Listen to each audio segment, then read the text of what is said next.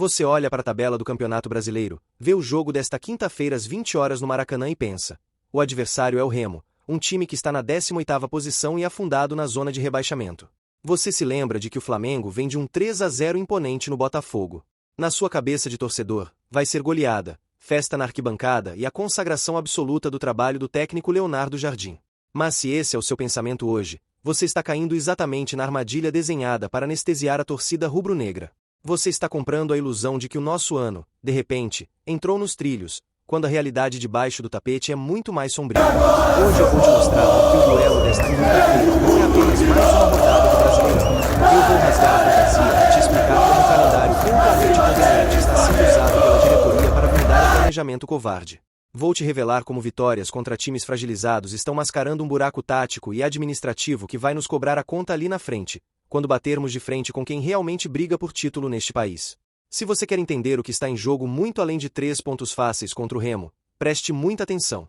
Vamos aos fatos frios. O Flamengo entra em campo hoje na 5ª posição, com 10 pontos. Acima de nós, times como Palmeiras e São Paulo já despontam dividindo a liderança do Brasileirão. Aí você olha para o nosso retrospecto imediato: 2 vitórias seguidas, um 2-0 contra o Cruzeiro e um 3-0 contra o Botafogo. A imprensa já começa a vender que o Leonardo Jardim encaixou o time. Manchetes pipocam dizendo que o zagueiro Léo Pereira chega para esse jogo liderando estatísticas mundiais. O clima no ninho do urubu é de oba-oba. Mas olha o contexto do nosso adversário. O Remo não enfrenta o Flamengo no Maracanã há mais de uma década. A última vez foi na Copa do Brasil de 2013.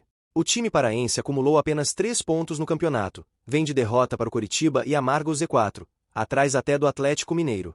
O cenário institucional foi perfeitamente montado para o Flamengo sobrar em campo. E é exatamente aí que mora o perigo invisível. Quando a obrigação de vencer o mais fraco vira espetáculo, o torcedor para de cobrar a evolução que realmente importa.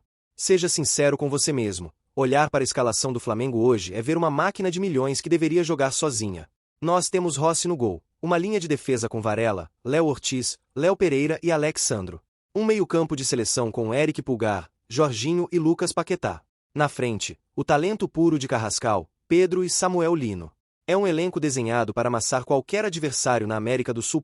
Mas o que a gente viu desde o início do trabalho de Leonardo Jardim? Nós vimos um time que resolve os jogos na individualidade, que precisou dos gols de Léo Pereira, Samuel Lino e Pedro no último sábado. A diretoria do Flamengo, que foge de assumir os próprios erros, aposta todas as fichas de que o talento individual vai cobrir a falta de convicção coletiva.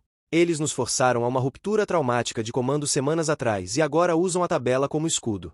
O elenco não teve nem folga no domingo, treinou direto, descansou só na segunda-feira e teve apenas uma ativação leve antes do jogo. Bater em times desorganizados e atropelar o Remo é o cenário dos sonhos para quem quer varrer a falta de um projeto sólido para debaixo do tapete.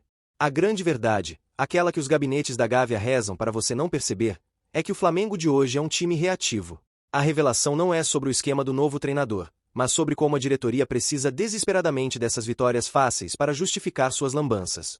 Eles precisam que você saia do Maracanã enlouquecido com mais um gol do Pedro ou um passe genial do Paquetá, para que você esqueça que nós passamos o primeiro trimestre jogando no lixo o ambiente do vestiário.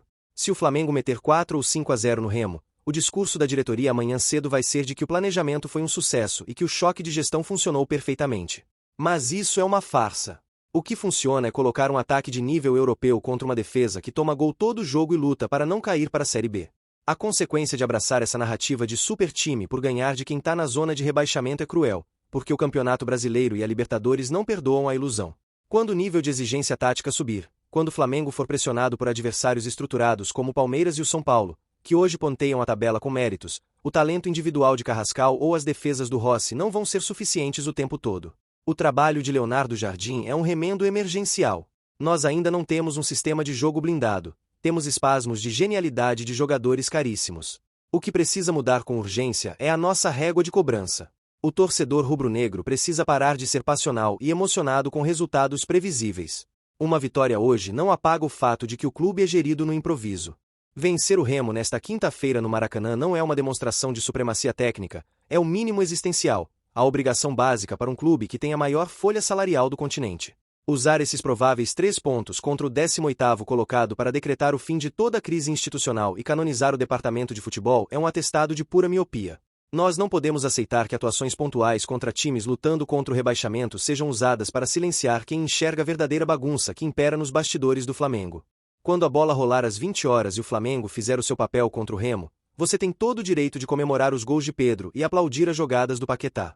Mas na hora em que o árbitro apitar o fim do jogo, não permita que o placar anestesie o seu senso crítico. O verdadeiro campeonato do Flamengo não é disputado contra equipes da parte de baixo da tabela. A sua missão como torcedor que pensa o clube a longo prazo é olhar para o campo hoje e refletir se esse futebol baseado no talento bruto é realmente suficiente para bater de frente com a elite do futebol sul-americano. Aceitar goleadas ilusórias como atestado de excelência é assinar embaixo da incompetência de quem deveria, mas não sabe, comandar o Flamengo.